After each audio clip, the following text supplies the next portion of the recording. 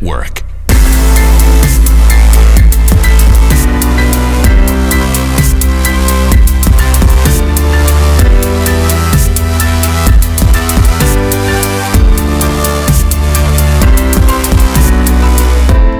Hello, Marco Polo here with another edition of the Valhalla Movement podcast.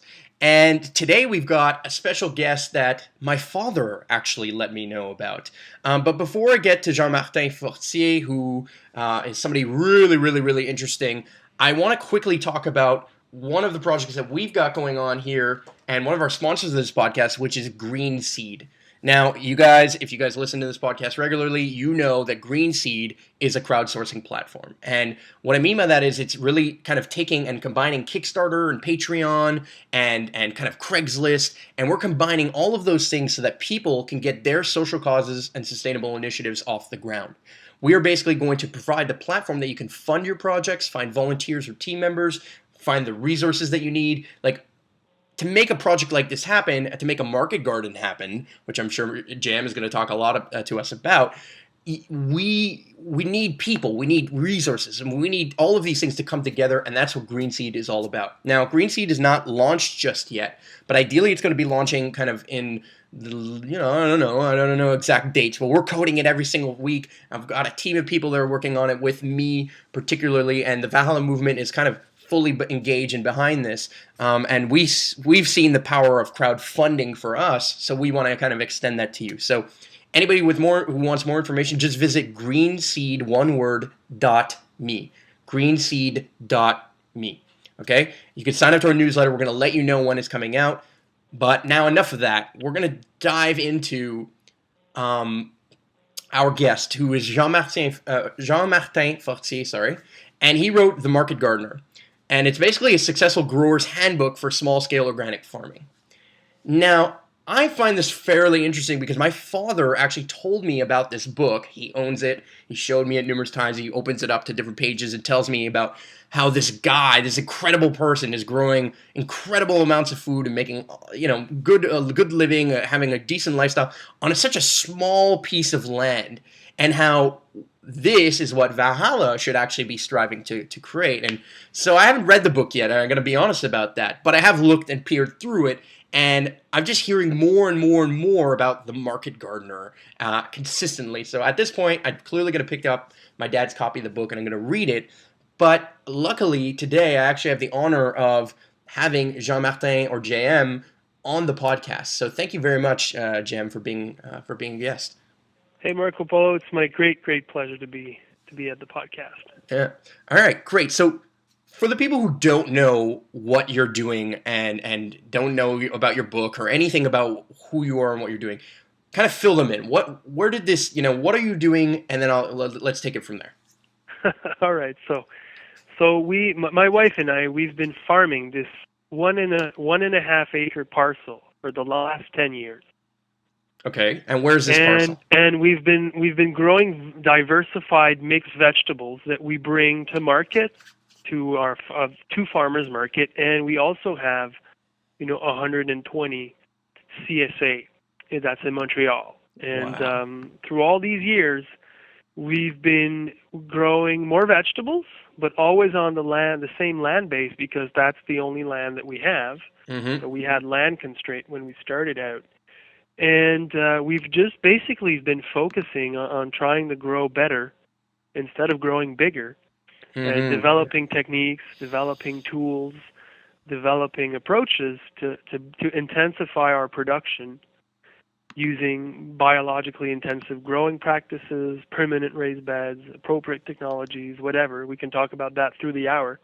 But basically, in a nutshell, what we've been aiming to do is to just grow a lot of vegetables for direct sell that we do at market, and we've been deriving both of our income from that 1.5 acres ever since we've started. Amazing. And the book, The Market Gardener, yep. It narrates how we go about doing this. It's a technical manual. It's a how-to book every step of the way, because my thought is that if you want to get into farming, if you want to be a vegetable grower, it might be a good idea to start small and to make it productive and profitable before you go on to be, somewhat of a of a bigger grower. Let's just put it that way.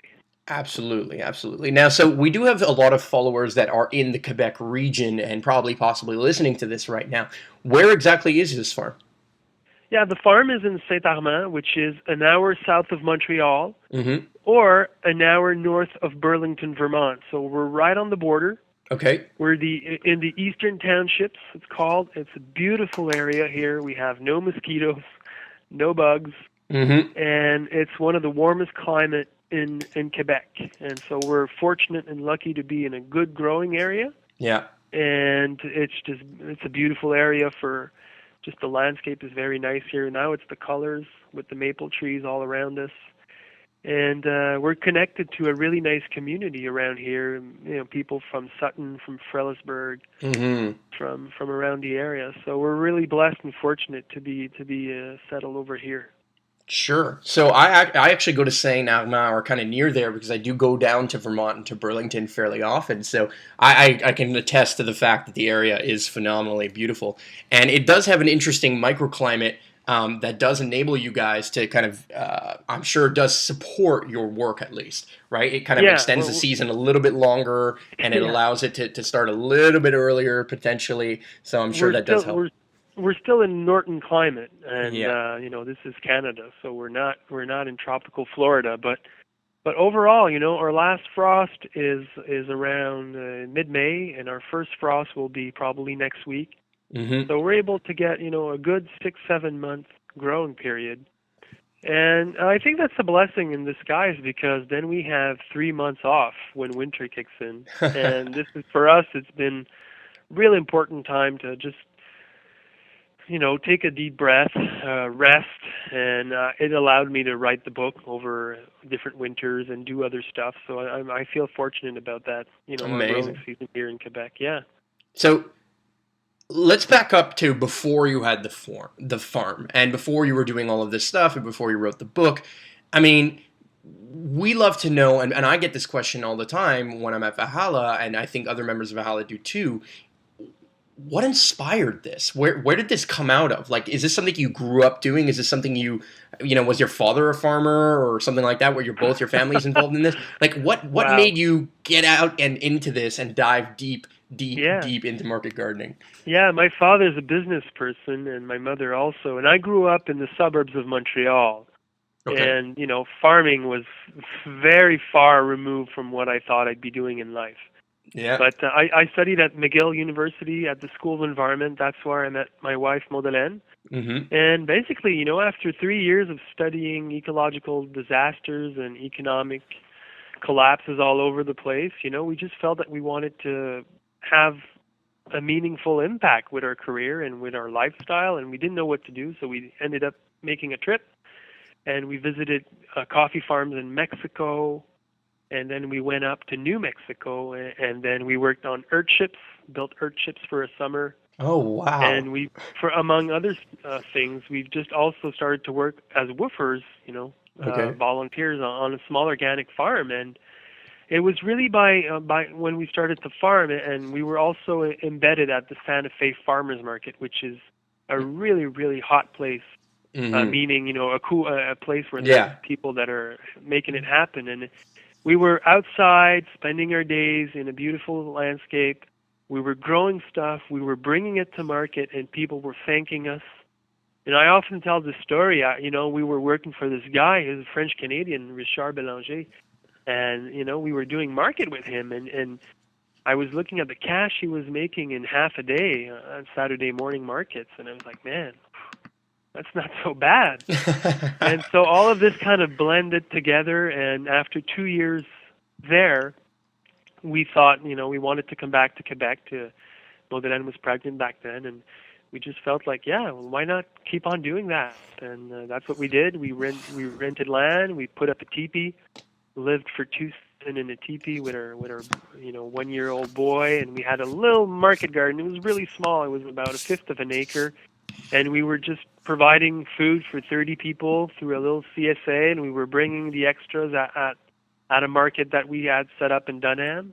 Wow. And after 2 years of doing that, we felt that we wanted to, you know, get more professional about this, and we wanted to have a career in farming. So we bought a rabbit house. Actually, we went from a teepee to a rabbit house, which we built our house in. And the land that we could afford, because we're an hour south of Montreal, was a small parcel of land. It was a 2-acre plot in the middle of which had this rabbit farm. So we ended up having this land constraint, which was an acre and a half of prairie to develop into a profitable market garden. And that was the start of our story at La Grelinette. Wow, that's incredible. And I find that so inspiring to hear that, just like so many stories, including my own, I also grew up in the suburbs of Montreal. I was born and raised in Brossard, basically. And I also went to McGill. I did not go to the environmental school, though. I went into the marketing program. And, I learned through business, and I guess through some of the same things that you did, those exact same problems, right? I watched it through documentaries like Zeitgeist and where money comes from and the water issues and the GMOs and all these crazy things. And I was like, whoa, like, what are we going to do about it? Like we could talk about how our government, should change these things, or we need new laws, or we need a new system. And, but the truth is that it seems like the only way we're going to get there is if we actually participate ourselves within that system. Like, how can we expect change unless we are being a part of it? And it doesn't mean that every single person needs to go and grow their own food, but what it could mean is that you also support local growers. Like, hey, if you want to see more local kind of incentives, well, guess what? Start by buying local. You know what I mean? Like, that's the first step, right? And so I love that you went out there and you did that, and that you did it. And for us, it made a lot of sense. And, looking back, because we've been doing this for a while now, this is going to be my 14th growing season. But you know what? Looking back, I realized that the trade I opted for, like a market gardener, it build a house in the countryside, raise my kids into the changing rhythms of the seasons, and it allows me to participate in society without being completely embedded in the globalized economy. The crops that we grow comes from seed. Everything we do is grown from scratch. All the tools that we use come from small companies, and none of the fundamental inputs that we use on the farm are from an industrialized process. Wow. We sell directly to people. So, I'm not saying that we're not part of the globalized economy, but we basically, we have a car and we use fossil fuel to get to market, but, I guess we're showing one example of how to do without it. We can grow our crop here, and we can still make a living, and we can still be productive and profitable. And for me, looking back, I understand how this was important back then, and it still is today, to be exactly as you said it. To be part of the change, and to have my work, because half of our day spent on Earth will be working. So what's your work? What are you doing concretely every day? Are you just making money, or you're making a difference?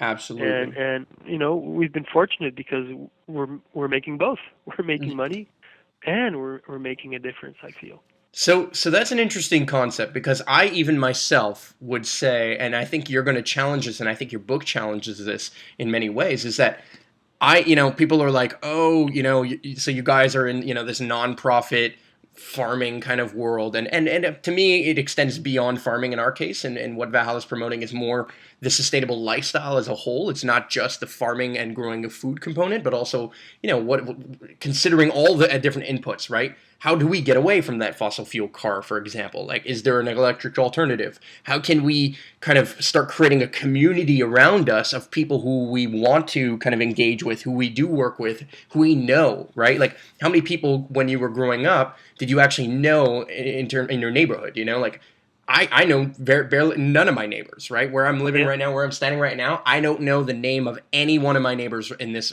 current environment right now. And it's not because I don't want to know it. It's because when they see me or when we see each other, it's like the eye contact is weird. It's just not the right environment. And it seems like a farm does change that. But what I'm kind of getting at here is, people are like, oh, so why are you going into this? Like, you trained in marketing, you trained in business, you can make more money doing that. And I'm like, well, look, I didn't enter farming to make money. Like this is Yeah. not, I'm not doing, I don't run a nonprofit because I want to make a lot of money. I'm doing it because I actually believe in it. And Yeah. because I believe in it, more and more people are actually engaging with it. And it seems like we've made a name for ourselves as Valhalla, at the Valhalla movement, pretty much around the world, but particularly in Quebec. But we're not really growing anything. We're not really like we're growing food. We've planted tons of fruit trees and different things, and we've practiced more of what is called permaculture. And I want to ask you a little bit about the difference between, or what your thoughts are on permaculture. But that's kind of where we started. But we are not selling anything to markets. We're not selling anything to anybody who's driving by of any kind. We're really only at the beginning stages of this. And I find it really, really, really, really, really challenging to figure out a way to make it financially viable. And I think I have, and we have, a lot to learn from you on that. But I wanted to dive into the permaculture topic because there's many people who speak to, even who are very much embedded in the permaculture world, that basically say permaculture, the only way you make money through permaculture is through doing design classes and workshops, Yeah. and not through I've actually heard that growing. too. Okay, so give me your input on that. Tell me a Well, little bit about that. the answer to that question is fairly simple because not that many people have taken on all these principles and have applied them to to farming uh, to farming practices or market farming practices. Mm-hmm. Like we're getting there. Yeah. We're getting to for me permaculture is like this lens that you have to look at things in a certain way. Mm-hmm. You're understanding that there's a systematic way of looking at things. It's a system. There's multifunctions to everything, and you're trying to design things so that it's productive.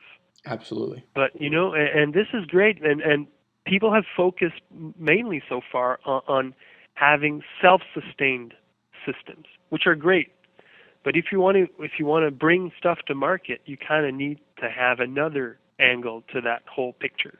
Yeah. And I think people are on the verge of, I know examples of people are doing it, have been doing it for a long time, but we're getting there slowly because the permaculture tool is so useful to create and design farms. And Mm-hmm. when we started our farm, that's what happened. I had been studying permaculture. I was reading, the Bill Mollison, Mm-hmm. the big book, Permaculture 1, Permaculture 2, and I was understanding that the farm was like, the layout was super important. And the way we designed the farm here, it really minimizes foot traffic circulation to a maximum. And that has been making a big difference for us. Over 10 years, we've been minimizing foot traffic and saving so much time every week, every month, every year, every decade, because it's been created so that it's centralized and the gardens are all close. Mm-hmm. And that's just one example. But we're also on the farm here. We're using intensive spacings. So Okay. we have permanent beds, Mm-hmm. and the fact that the beds are permanent allows us not to have a tractor because we don't need to be hilling, disking, plowing every year. We've made the beds 10 years ago, and now we're just cultivating the surface Mm-hmm. using light powered tool. But where I want to get at to is that the crop, because they're so densely seeded or transplanted, the leaves form a canopy, and the Mm-hmm. canopy retains the moisture, shades out the weed. Effectively, what it's doing is it's creating a living mulch. And so Amazing. this is one example of multifunction. We're growing a crop, and we know that soil, if it's going to be productive, it needs to be covered because Mm-hmm. that's how it works in the forest. And so we're designing everything so that the crop that we grow is also providing us with a cover. Excellent. And so that was our mindset when we started, and it still is today. We're looking for ways to combine things so that we're putting less effort into them or that they're really productive. And that's basically the big difference between, a pure, if I can say that, permaculture scheme and what we're doing here is here we're really intensifying, and this is labor intensive, this is management intensive, but it's also producing a lot. Mm-hmm. So that's kind of the difference here. But we've used a lot of permaculture principles to set up the farm, and boy, I'm so glad about that. I mean, it seems like there's a lot to learn from permaculture, and I think you nailed it on the head, which is in the design portion and in the thinking and the pre-planning of it. It does seem that some of their practices, though, however, and I would say actually even the people who are generally attracted to permaculture have what I call they have like a money averse mindset, right? Where what they are doing is I've noticed this a lot, and this is it's definitely around in the permaculture world, which is that people are looking to almost escape the current system, right? And they're like, oh, how do we get out of it? And how do we do it through permaculture and earthships and stuff? And it's like, yeah, that's great, but you really have to understand that you are part of the global system. You are part of Montreal or Brossard or wherever you are, Saint-Armand or whatever, okay? And you're always going to be a part of it. And there's no reason to fight everything from start to finish, right? Like, what we should do is realize that there's certain things available. There's other farmers and people in our area and people who provide tools and resources that we can use, that we have to use in this mindset. And I think it seems like a lot of what you're doing is also considering the market, and in considering that monetary component of it and what you should grow and what people are looking after and what people want. Okay, you are doing a little bit more than just considering what's the perfect companion plant at all times. You know what I mean? Like, because the perfect companion plant, it doesn't necessarily mean it's ever going to sell in the market, and it's going to take up a lot of space. And this space, the more space that you want it to take up, the more you have to manage. And I can tell you out of our own experience at Valhalla that there are a lot of weeds and there is a lot to manage. Now, we are only in our second season, really, okay? And we set up some kind of permanent garden beds, and we're slowly but surely doing these things. None of which came from, in my perspective, from books. Okay, I never read a book in permaculture in my life, and I don't really want to, and I don't really need to. It's mainly because I'm learning it from other people who have and who are practicing it, and that's my kind of learning, right? It's not necessarily by having to read the book on it that I'm going to learn. It's by, if I come and visit your farm in Saint-Armand, I will learn and I will understand what you did inherently, and that's my own version of that. But I find it phenomenally interesting that people who are money averse then are complaining about the money problem, right? It's like, oh, well, we're never going to make enough money through permaculture that we can provide for our own family. I'm like, well, part of it is also based on your own mentality around money and what you're growing and what you're not growing because of that. You know what I mean? And I think it seems like what you've done has addressed a little bit of that. Is like, look, I'm going to consider my entire lifestyle, including money, versus just the holistic side of growing my own food and permaculture. Yeah, and you know what? When we're talking about market, we're not talking about, the world market. We're talking about bringing something to a place where another person is acquiring it and giving me money. There's no fees, there's no Visa cards, it's just like, this is straightforward, exchange of goods and services for money. And I think it's a bit foolish to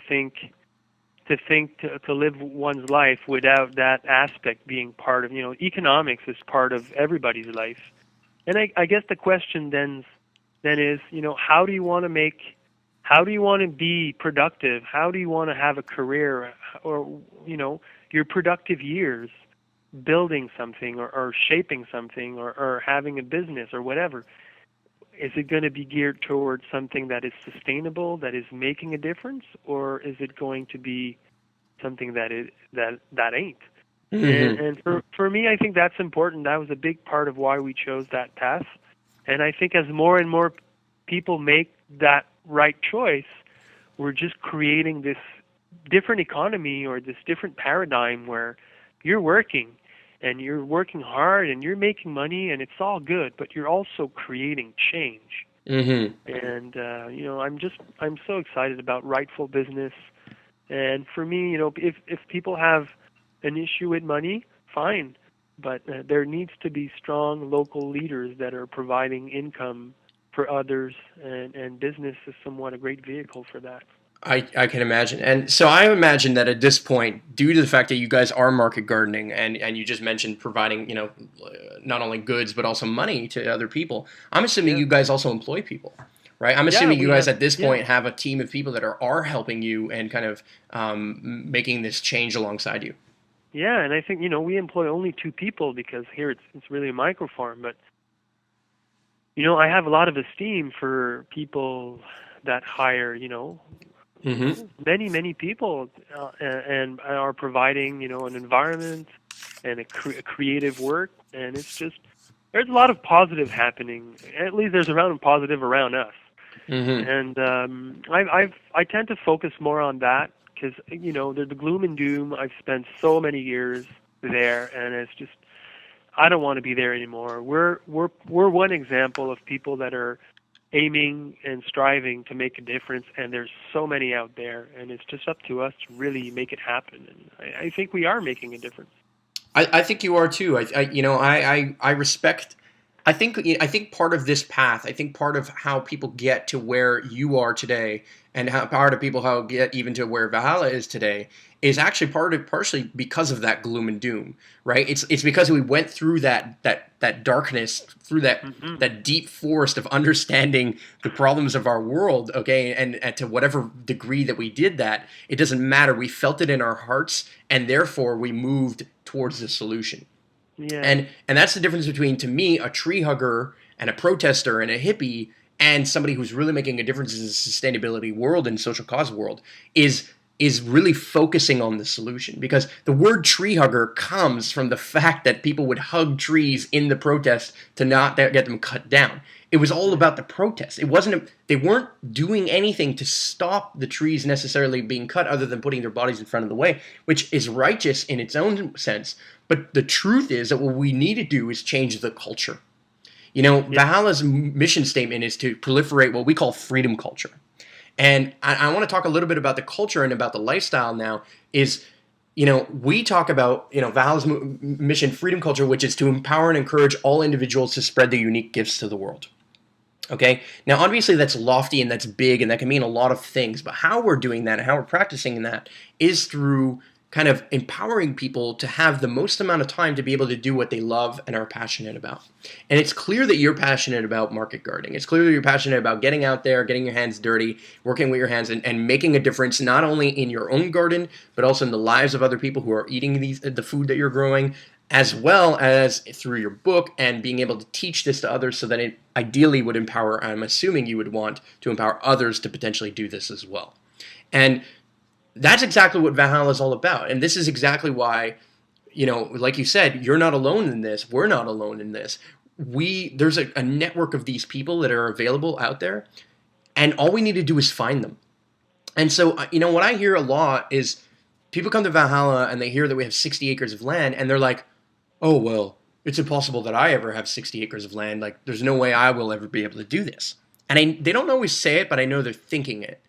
And I absolutely love that you guys are on a 1.5 acre piece of land making all of this money and food, okay, and sustaining not only your life, but your family's life as a whole, and a couple, 2 employees or whatever. That to me is phenomenal. Because that to me says, hey, you guys can start this in your backyard, wherever Yeah. you are.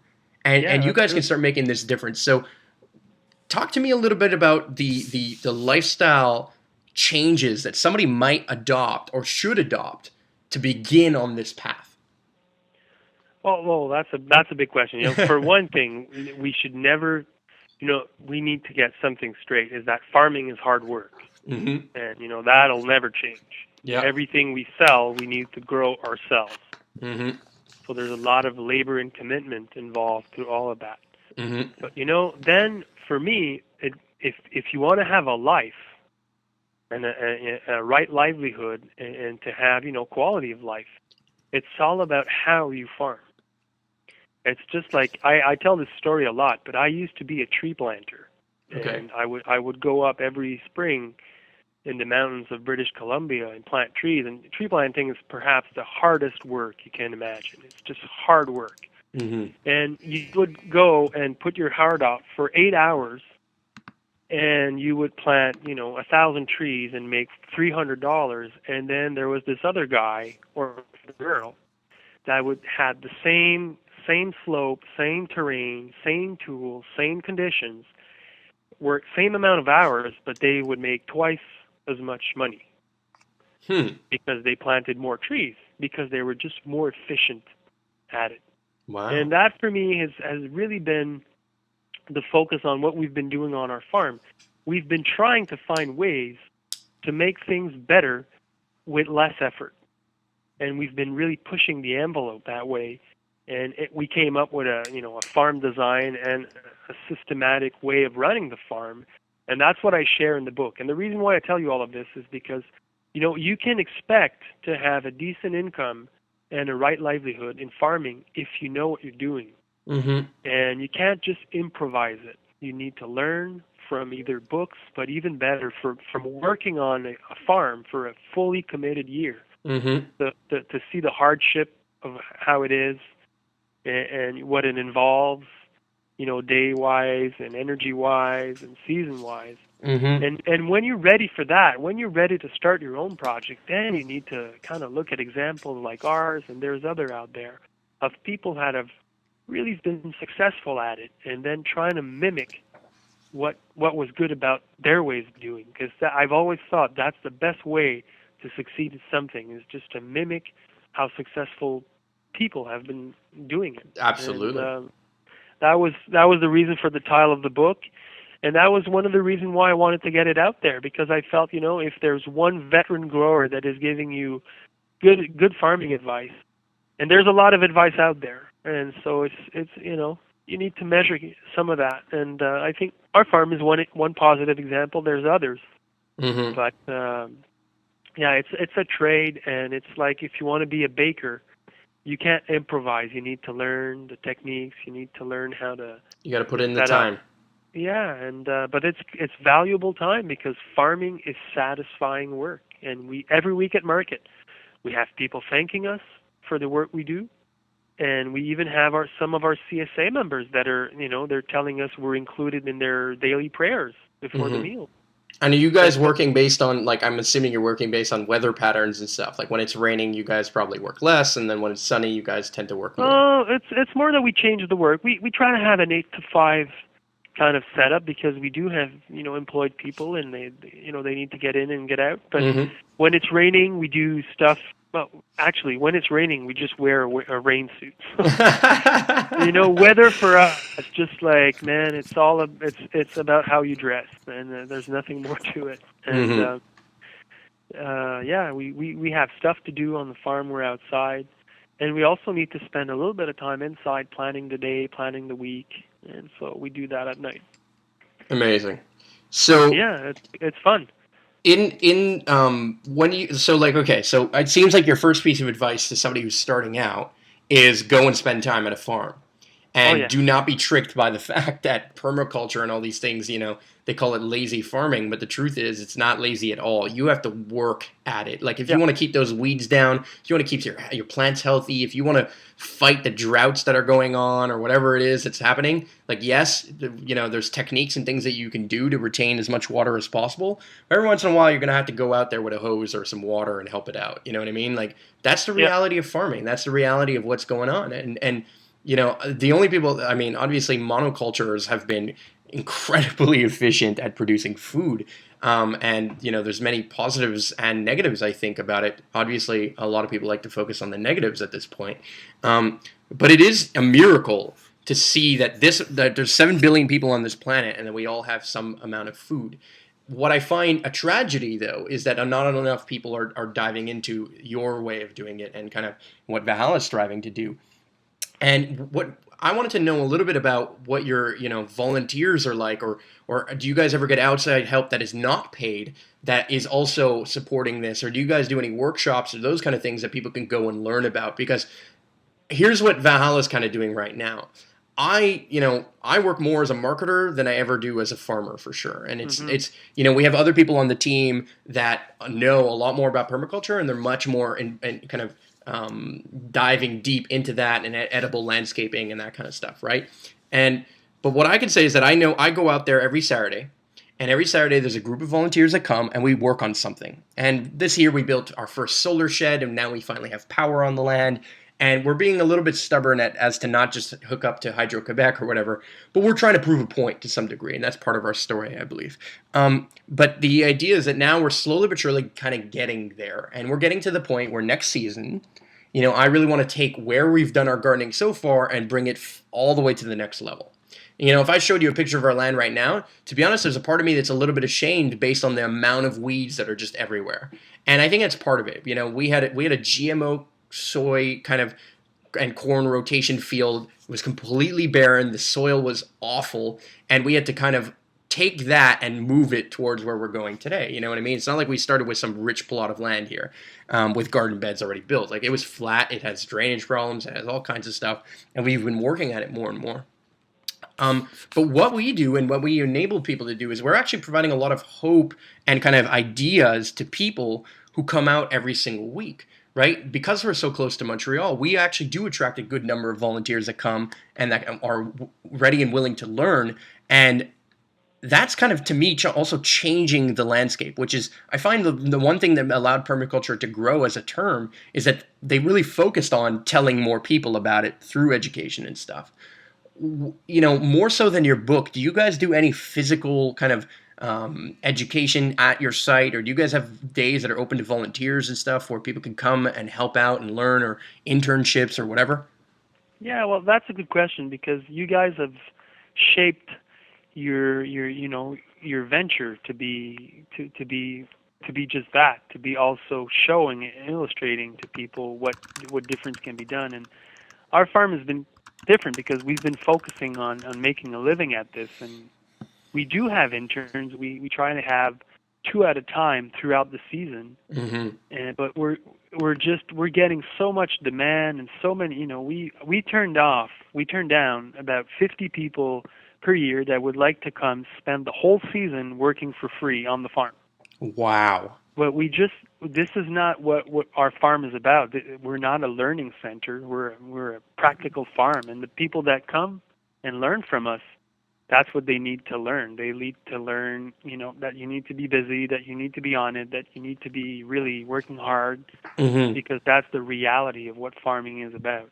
And that was one of the reasons why I wrote the book. I thought, I'm not going to be opening a center like that. I'll let the guys at Valhalla do it. But I think that in the book there's a lot of good information that you can bring to your garden or to your market garden, and then start your own thing. Because that's what I want. I want to have people, like you said, empower people to think that they can do it, and then having the right tools to do it, So we've been having interns here for 10 years, so we know about it and how it works, and we like having the presence of these people around us.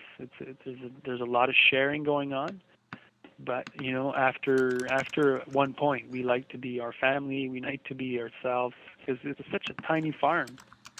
And if I had 60 acres to manage, perhaps I'd be happy to have all that extra hand, but we have that same land constraint, so it's defining and shaping our project, and yeah.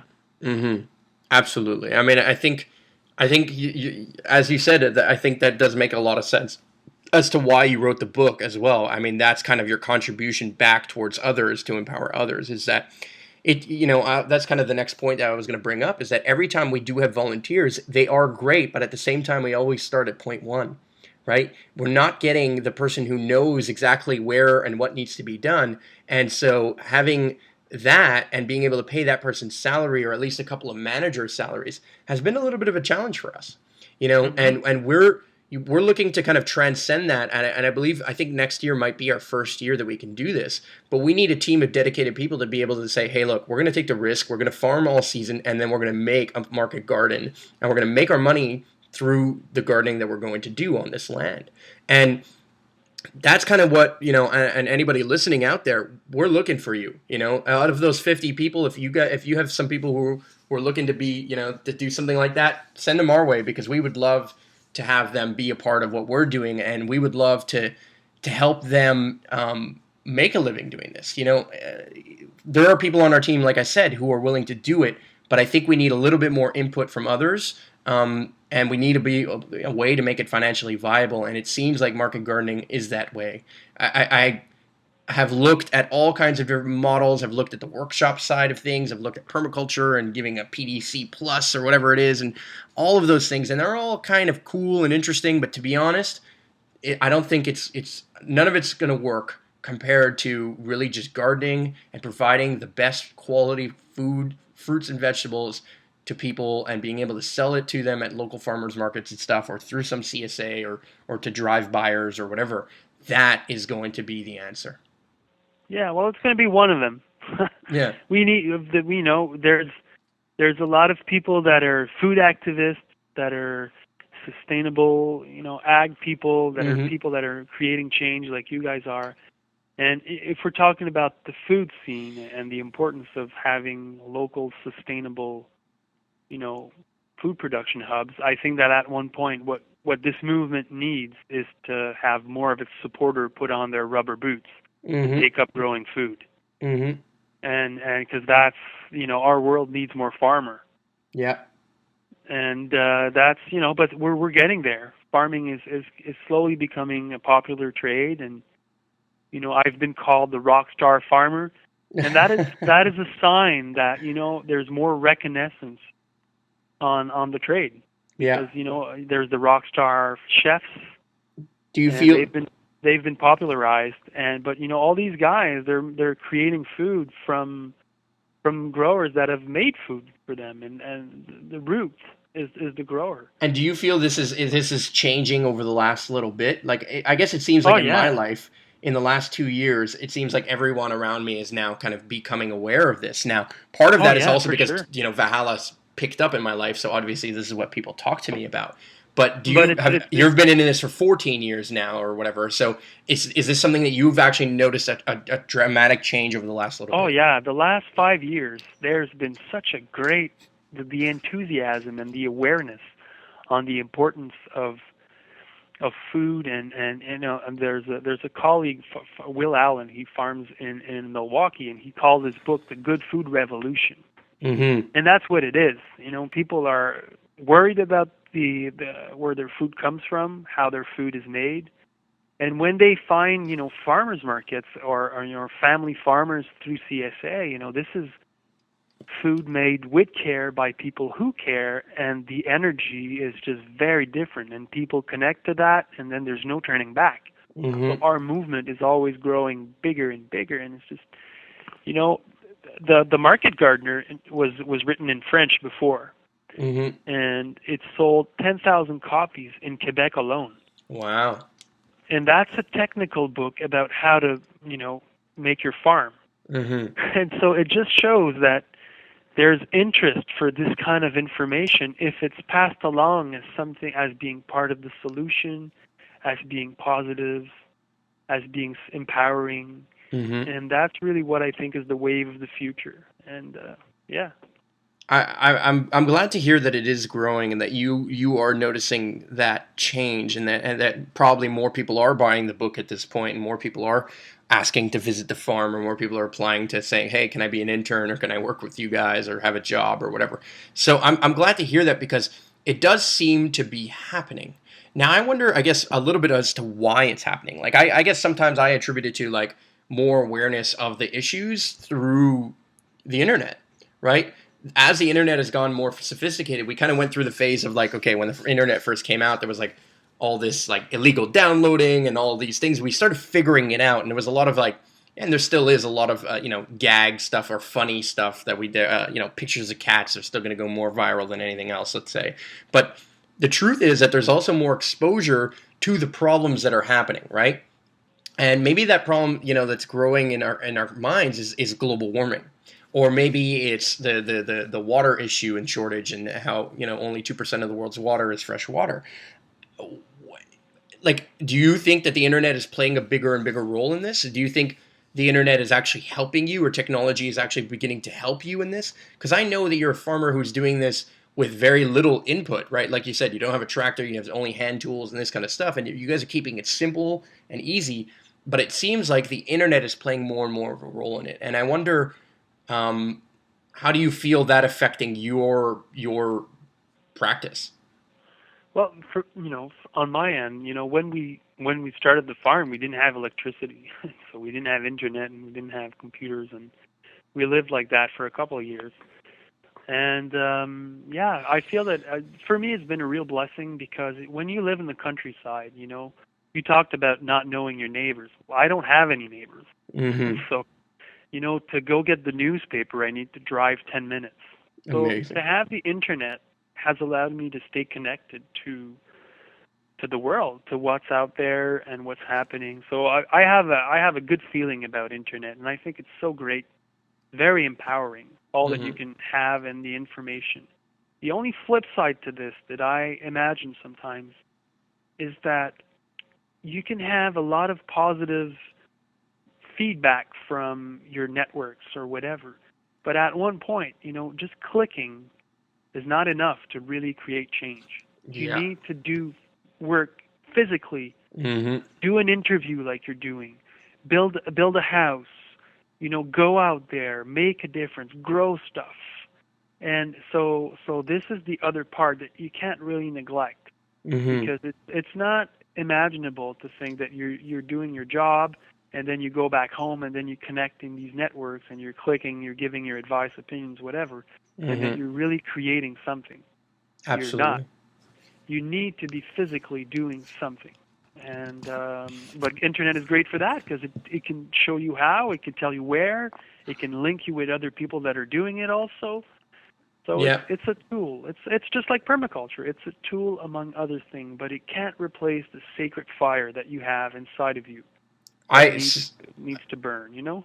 yeah, I fully agree, and I love that you said that because more than anything, that's kind of what I've learned, and I always say, Valhalla is great at marketing, but it's not enough for us to do the marketing. Like that's our talk. We could talk all day about what we're doing and how it's cool and how airships are this and that, but unless we're doing it, then it means nothing. Unless we wrote one of the most viral probably blogs about airships ever. Okay, and it's Yeah. literally gone around the world like 10 times, and it's called 10 Reasons Why Airships Are Fucking Awesome. Okay, everyone who's probably listening to this podcast probably heard about it or seen it on, I don't know, Spirit Sign or whatever, or any other place. There's all kinds of High Existence or The Mind Unleashed. There's all kinds of different websites that shared it. Okay, but it's only one thing to talk about airships. It's another to actually try and build one and do it and then learn from it, right? Learn like, you spent a year building airships. You probably learned a lot about it. And I wonder what your thoughts are on that and what your thoughts are also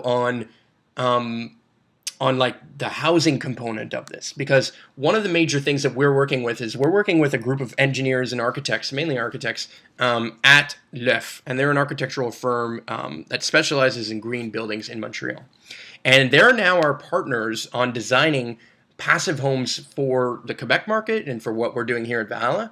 But really, we're actually designing an entire system of homes for the kind of for the world at large. Really, we're kind of reinventing Earthships in a more conventional way. And I guess what I'm asking you is, how do we take what we're doing? How do we take what you're doing, which is out in Saint Armand, which is a little bit more of a farmer's kind of area, and how do we bring this into suburbia? How do we make this happen at home where people are? And what role does like even their own home play within that? Do you advocate growing food indoors? What I mean? What are your thoughts? Like what are your thoughts about how we can shift suburbia Well, into that's a more kind of a more that's a big self-sustaining? question, and I would answer it that way. If there's one thing I've learned through all these years is that if we're going to change agriculture, it's going to be one farm at a time. Mm-hmm. And I think it's the same if we're going to change housing. Mm-hmm. If we're going to change the housing, it's going to be one house at a time, creating these earthships, building these, rightfully designed living homes and Mm-hmm. showing them to people. And then that person is going to want to live in such an environment, it's going to create his own, and then boom, we multiply. And these things take time. But, when I was very influenced by earthships because when I went to New Mexico, I had studied ecology environment, but I had never seen a solar panel before.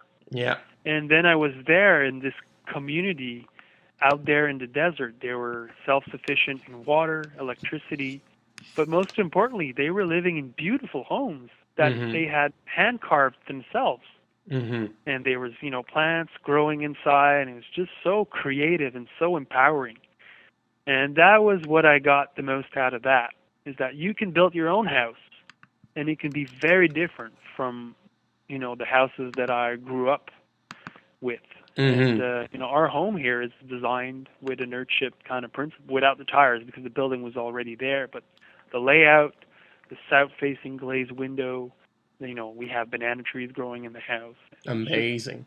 Yeah, and it's just that's how it works. You get influenced by this positive thing that you visualize and see, and then you wanna go out and do it, and that's what we did. Mm-hmm. And so, what role do you think automation as well plays in gardening? There's a lot of like buzzwords, like if you want to say hydroponics or aquaponics or whatever, all these automated system drips and growing towers indoors and all these things. Like, what are your thoughts on that? Do you think it's complicating life a little bit?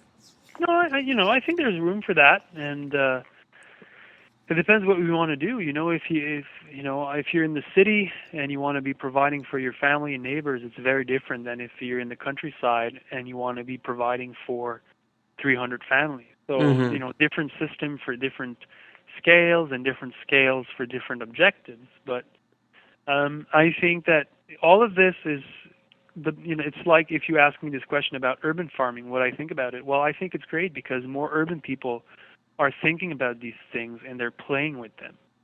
And, if we want to be self-sufficient with food production, and I think we should be, well, there's probably a place for all of these innovations. And, that's my take on that. Interesting.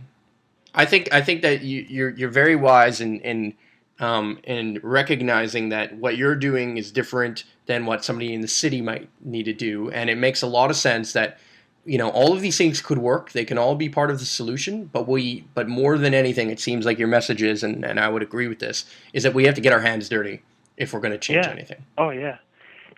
Sometimes people ask me what my favorite quote is, Mm-hmm. and it's the most widely publicized quote in the world. And it's the Nike, except for billions and billions served, which is another one. But the Nike quote is just do it. Yeah. And it's so true, man. We need to have people that are just doing it, Mm-hmm. and that makes change. Mm-hmm. Mm-hmm. So everybody should go out there and just do it. Yeah, and find the smallest step. Don't think about how am I going to get to a 1.5 acre market garden and making whatever amount of money. Think about what am I going to do right now? What am I going to do today that is going to empower me to get one step closer to that goal? And knowing that goal, I think, is really important, right? Like, what is your goal, and clearly defining that, clearly kind of enumerating that in your mind and being able to say, okay, this is exactly what I'm looking to do. This is exactly where I'm looking to get it to go. That is going to be as important as the goal and the actual doing it itself as well. Because if you don't know what you're working towards, it's very hard to actually work on it, right? If Valhalla didn't have in its mind that we were going to build a sustainability learning center eco barn, we wouldn't know what to do. When we showed up there on Saturdays, it's like, okay, what are we doing now? Oh, okay, we're going to plant a tree, we're going to do this. But no, we know. We're able to plan ahead, we're able to see into the future, and then make our way there slowly but surely. And as JM said, one house at a time, one farm at a time, well, also one step at a time, right? Yeah. Everything is going to unfold itself in your life one step at a time. And I think what you're doing over the last 14 years on this 1.5 acres is phenomenal. I think you guys deserve way more attention. I would love to have Valhalla come out there and film it and take some pictures and promote this more, promote your book more as well. So guys, anybody who's listening to this, where's the best place that they can go and buy your book and learn about this kind of stuff? They can read the first chapter and get more info about it just by visiting the site, themarketgardener.com. Okay. And they'll see all the tools that we use, and there's a lot of info there about our work and how it applies to different areas. And if they want to buy the book, then just buy it online directly from me, and just great. Let's bypass Amazon. Yeah, exactly. And for the people who don't bypass Amazon because they have an account or maybe have some credit there or something, if you do buy it on Amazon, leave a good rating. You know, you'd be amazed how much ratings and comments and reviews actually go really, really, really, really far for books and authors. And I already see that you're a #1 bestseller in agricultural textbooks. So that's phenomenal. I thought that was great. You know, there's paperback versions. There seems to be like a hardcover version or something as well. So look, guys, find the book and buy it. And I know I'm going to go, like, I'm going to pick it up. I'm going to buy it. I'm going to get my dad to give me or whatever. I'm going to read it now because I'm absolutely inspired by what you guys are doing. I think you guys are really smart at it. And like I said, we did the route of just going out there and planting a tree and then asking ourselves, now what? And, you know, guess what? We would have saved ourselves a little bit more time had we read something like this and moved in this direction in some way, shape, or form. And I think there's another thing too.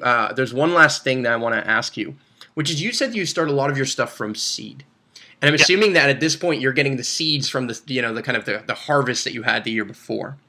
But if somebody was looking to just, you know, let's say go to the local garden center, pick up something and buy plants, okay, is that okay? Like, does it make sense that somebody buys plants that are already started and growing for them? Do you think that makes a little bit of sense for people that might not have as much time? Yeah, it does make sense. And but you should try and source from seeds that are not hybrids and that are, you know, that are seeds that are from our areas.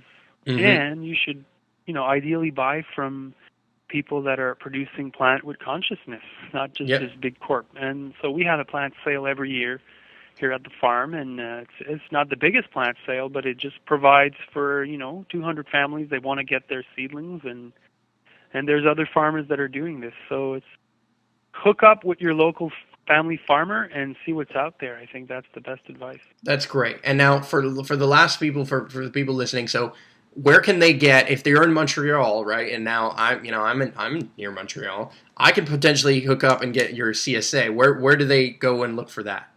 They need to go online, and it's in Saint Henri, and it's booked pretty much every year. But we're also doing farmers market in Saint Lambert. Oh wow! Not too far from where you are. Every That's Thursday true. now. It just finished, but. Okay, but next season you're going to be at the farmers market in St. Lambert as well. Yeah, amazing. But you know what? Really, if they, you know, producing food from us is, you know, getting their food from us is great. But there's so many small farmers that are starting out now, and these guys, they need to be encouraged also. So the great way to do it is to go online through Équiterre and check out where the family farmers are, where CSA boxes are delivered. Try to start your own farmers market. You know, set it up so that local farmers can come and sell directly. That's such a great way to empower people in the community. So, yeah. Absolutely. Well, I appreciate your time. I appreciate your wisdom. I appreciate all the work that you're doing, not only for you and your family, but for the planet and even for Quebec. I think your book is going to inspire many. I think it's going to continue to float around the online world as well as you know, people's bookshelves and stuff. And I really, really, really appreciate all the work that you're doing. Okay, well, thanks. Hey, perhaps I'll write a blog post. 10 reasons why market gardening is fucking awesome. Yeah, if you write it, consider that we will put it on our blog and we will share it for you. No problem. Great. Thanks for your time, and congratulations on all that you guys are doing. I'll come up and check out the site pretty soon. And I'm going to come down, you know, the next time maybe I'm on my way to Vermont or something, and I'm going to come and see what you guys are doing as well. So we will stay in touch. We can talk a little bit more after we're off the air. But guys, anybody who's looking, again, all these links and all this stuff is going to be in the description below.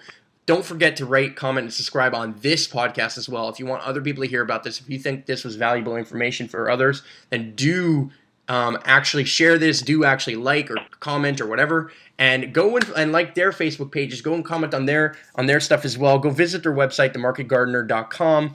Buy the book. Do all those things. Guys, you know, your small amount of efforts, your small amount of support, even your clicks, okay, can help us go further. But, you know, as Jam said, you got to get out there and do it. So thank you very much, everyone who's listening, for your time. And thank you very much again.